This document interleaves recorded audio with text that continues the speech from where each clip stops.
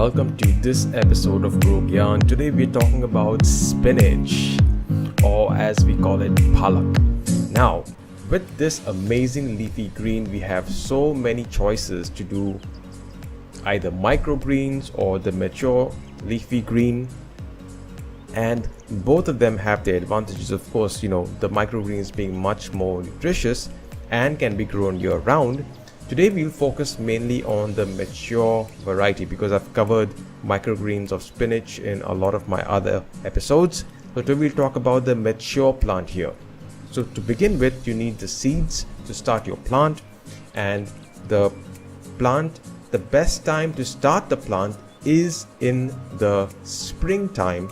Technically we don't have spring in India, but it is definitely the post-monsoon period. So we are looking at end of September, early October to get your seeds in, and those plants will grow up until the summertime, the early onset of summer, and they will then go into seed at the early onset of March, right? So before that, we're going to make the best out of this period. And so what do we need in terms of the soil building for spinach? Very simply, it needs well drained soil which is rich in compost, because compost is the engine which powers the green leafy growth of the plant, right? So plenty of nitrogen that comes from compost will give it that effect.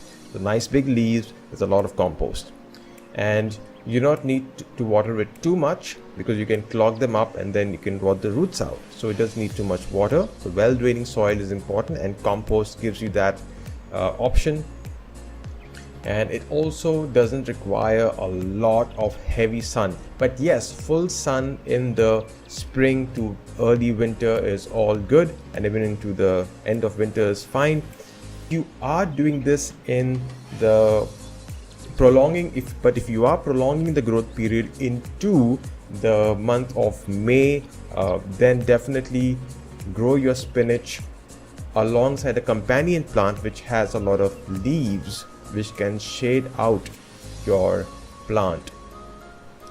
Now, in terms of harvest, it takes about 7 weeks to get your plant ready for complete harvest, and in that period of time it will grow about 6 to 12 inches tall, and you can pick the leaves individually or you can take the entire plant off the ground. It's completely up to you.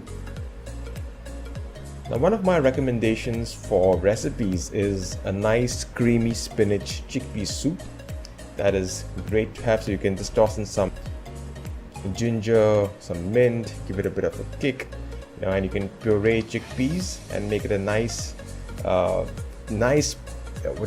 entree before you have your main course. And of course, the texture of the puree being silky smooth, and that's always a lot of fun. Okay, so then you can always add your garlic and your ginger and your chickpeas, the one that you use to make your chole, and then you can add some stock to it to make it and then of course salt to taste, a bit of lime if you like, and you can garnish with some mint leaves from your garden as well. So there you go. You always have some room to add those mint leaves, especially because it's a very voracious growing crop. So there you have it, another way to add your mint leaves. So thanks for joining me on this episode of GrowGyaan for the focus being on spinach, and I'll see you in the next episode. Until then, happy growing and good luck to you all. Cheers.